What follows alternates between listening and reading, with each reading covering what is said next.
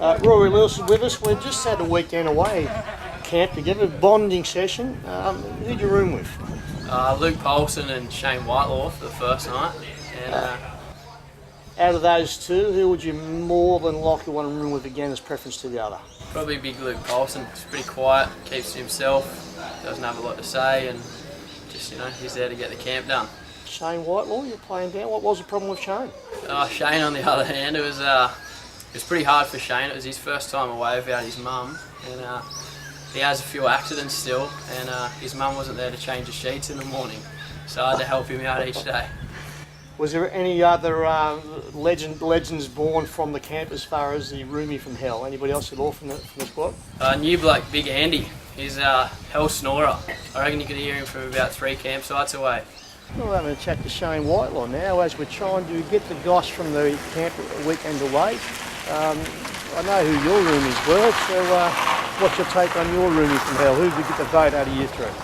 I actually had an unexpected roomie. We started off, we were supposed to be me and Roz, and then Luke Polson jumped in, but I've come home on Saturday night just really excited to jump into bed, and all of a sudden we got this new bloke, Big Andy, from England over, and mate, he can snore. I literally thought they were doing construction across the road when I heard him, and didn't get 1 week of sleep that night, so it'd have to be him.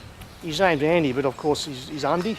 Under, yeah, it has to be under. Sleeping requirements, what was your situation? Well, we were asked to bring down some tents and sleep in those with a couple of the boys, But a few of us boys with some utes, we decided to chuck some sleeping attire in the back and just slept in that. Wasn't the most comfortable thing we could have done, but got the job done.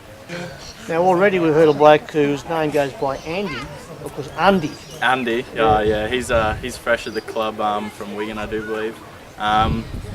He was an interesting character down in Byron. He was definitely having a blast for his first time down there, that's for sure.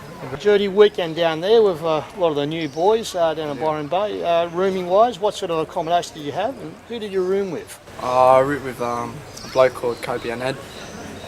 Top bloke, real sweet guy, but as soon as he starts sleeping, he starts letting loose in the fart department. So it was pretty stinky in the middle of the night. Had to go outside a couple of times, even though we're both starkers, but it was alright. Now I did hear that, it was a bit of mooning outside. Yeah. You're saying it was necessity, but the rumour's saying it was a bit more of a voluntary thing. Yeah, it was definitely a voluntary thing. A few of the boys thought it'd be good to get the morale up in the team, so why not have a nice long hug in the nude all night. So. Did anybody leave Byron as a reputation of being the roomie from hell, someone you would not want to be rooming with during the season away? Oh, actually, probably Rory. Rory's, it's a bit average to look at, and being a roomie, rolling over in the middle of the night next to him, it's not too good, and he snores terribly, so just have to put up with that. I was actually walking back from the toilet, and I could hear him across the other side of the park, so it was pretty terrible. Wyndham just had your first weekend away, the boys down at Byron Bay. Did you tent it or sleep in a ute? Yeah, down in Byron Bay for the week. We tented it, me and 3 other boys, in one little tent. It was pretty shocking, but enjoyed it. It was a good weekend away. Who was your worst roomie out of those other guys? There was a couple, but I have to say Cody Parsons. Mate, in a little tent and he's fighting, stinking up the whole place. Worst thing ever.